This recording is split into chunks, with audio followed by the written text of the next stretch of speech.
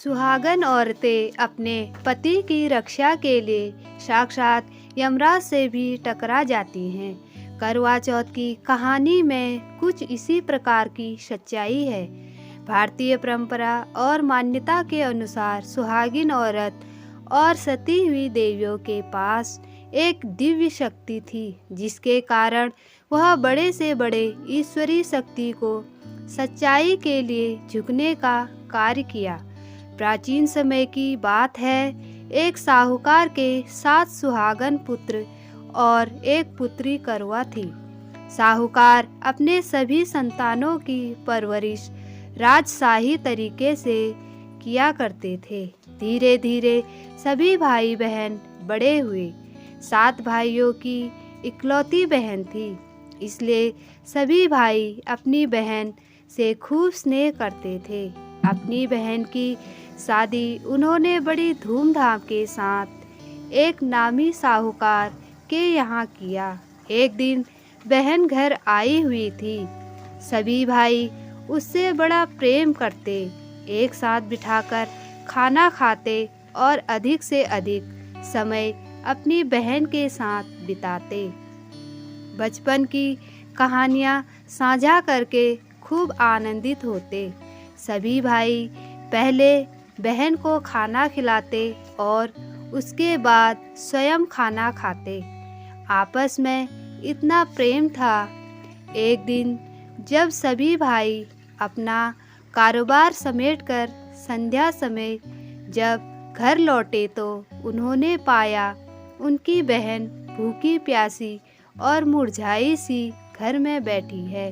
कारण जाना तो पता चला आज करवा चौथ का व्रत बहन ने किया है और चांद की प्रतीक्षा में वह सुबह से भूखी प्यासी बैठी है।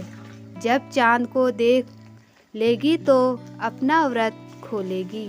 भाइयों को उसका यह कष्ट देखा ना गया। सबसे छोटा भाई अपनी बहन से विशेष लगाव रखता था। भूखा प्यासा देख उसने युक्ति निकाली और गांव के बाहर पीपल के पेड़ पर चढ़ गया। वहां एक दिया जलाकर एक छतरी में रख दिया।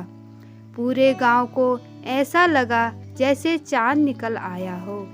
बहन ने देखा चांद आसमान में निकल चुका है।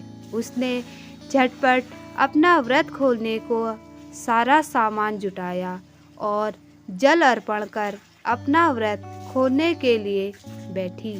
पहला निवाला खाते ही उसे मुंह में बाल मिला। उसे निकालकर एक किनारे रख दिया। दूसरा निवाला जैसे ही जब आया दांत के नीचे कंकड़ जैसा आभास हुआ। वह निवाला भी बहन ने एक किनारे रख दिया। तीसरा निवाला खाते ही उसके पति की मृत्यु का समाचार प्राप्त हुआ। बहन के दुख की कोई सीमा नहीं थी। वह खाना पीना छोड़ रोने लगी। कुछ देर बाद उसे इस घटना के कारण का पता चला। वह चांद भाई की गलती के कारण दिखाई दिया था, जिसके कारण देवता ने क्रोध करते हुए उसके पति के प्राण हर लिए।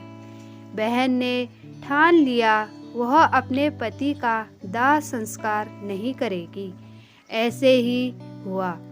1 वर्ष तक अपने पति के मृत्यु शरीर के साथ बैठी रही। दाएं बाएं से उगने वाले घास फूस को साफ करती और अपने पति के पार्थिव शरीर को अपने आंचल से धो पोंछ साफ करती। ऐसा करते 1 वर्ष बीत गया और पुनः करवा चौथ का व्रत आया। सभी सुहागिन ने इस व्रत को किया। उसके 7 भाभियों ने भी व्रत किया। यही अभागिन थी जिसने अपने पति की सेवा में पूरा दिन गुजार दिया।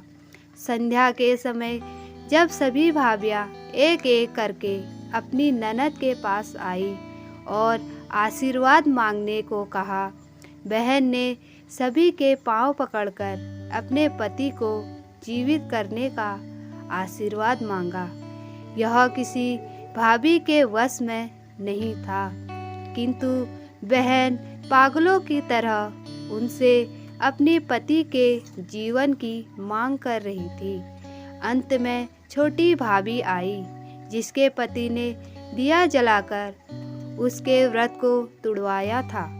उसी भाभी के पैर पकड़कर वह विलाप करने लगी। वह अपने शरीर शक्ति से उसके पति को जीवित कर दे। काफ़ी देर अनुनय करने के बाद उन्होंने अपनी तर्जनी उंगली को चीरकर अमृत का बूंद पार्थिव शरीर के मुंह में डाला।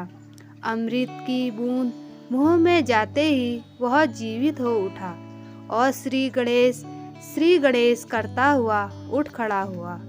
इस व्रत के करने से गौरी शंकर स्वयं प्रसन्न होते हैं और सुहाग की रक्षा करते हैं। यह व्रत सुहागिन औरतों को अवश्य करना चाहिए।